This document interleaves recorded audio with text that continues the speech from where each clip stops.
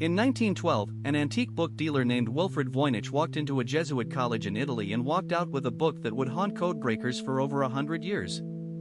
240 pages of vellum, handbound, illustrated with strange plants no botanist could identify, with naked women bathing in interconnected green pools, and with astronomical charts mapping a sky that does not exist. Every page was filled with neat handwriting in an alphabet of about 30 unique characters. And not one word, on any page, has ever been read. Welcome to the most stubborn puzzle in the history of cryptography. The Voynich Manuscript. The book that refuses to be understood. The earliest history of the manuscript is a paper trail of disappointed scholars. Carbon dating performed at the University of Arizona in 2009 confirmed the vellum was made between 1404 and 1438, somewhere in Central Europe, possibly northern Italy. The earliest documented owner was George Baresch, a 17th-century Bohemian alchemist who had no idea what it said. Baresch sent samples to the famous Jesuit polymath Athanasius Kircher in Rome, hoping he could decode it. Kircher, who had successfully translated Egyptian hieroglyphs decades before Champollion, took one look and gave up.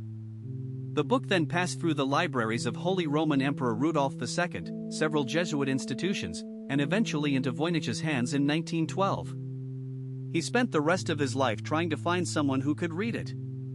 He never did. Now imagine you are a soldier in World War I. Codebreaking is suddenly a vital military art. Allied cryptographers, fresh from cracking German naval codes, take a look at the Voynich Manuscript. Total failure. The book is handed to William Friedman, the legendary American cryptographer who broke the Japanese purple cipher during World War II. Friedman spent 30 years on the Voynich. He died without solving it. His final hypothesis was that it was a constructed artificial language, but he could not prove it. After Friedman, attempts continued. The National Security Agency tried in the 1970s. Yale University, which has held the manuscript since 1969, has hosted dozens of academic teams. Modern artificial intelligence has been thrown at the text. Every attempt has produced confident announcements followed by quiet retractions. The text behaves like real language in some ways.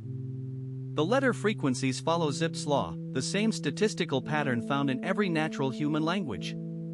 The words have prefixes and suffixes. Words repeat at predictable intervals. But it also breaks every rule. There are no foreign loanwords, no corrections, no scratched-out errors, no marginal notes.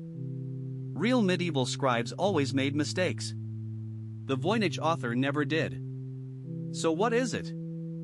Theory 1 says it is a real medieval language we have lost. A scholar named Stephen Bax claimed in 2014 to have decoded a few plant names, suggesting the language might be related to a Caucasian dialect. His claims have not been replicated. Theory 2 says it is a cipher. The text encodes a known European language using a substitution scheme so clever that nobody, in 600 years, has reversed it. Most cryptographers now consider this unlikely because no cipher of that complexity existed in the medieval period. Theory 3 says it is a constructed language. Someone, perhaps a single individual, invented a language from scratch and wrote a personal book of botany, astrology, and medicine in it. This explains the consistency, the lack of corrections, and the strange grammar. Theory 4 is the cynic's choice. It is an elaborate hoax. A clever forger created a meaningless but linguistically convincing document to sell to a wealthy collector. Computer analysis in 2013 by physicist Marcello Montemoro at the University of Manchester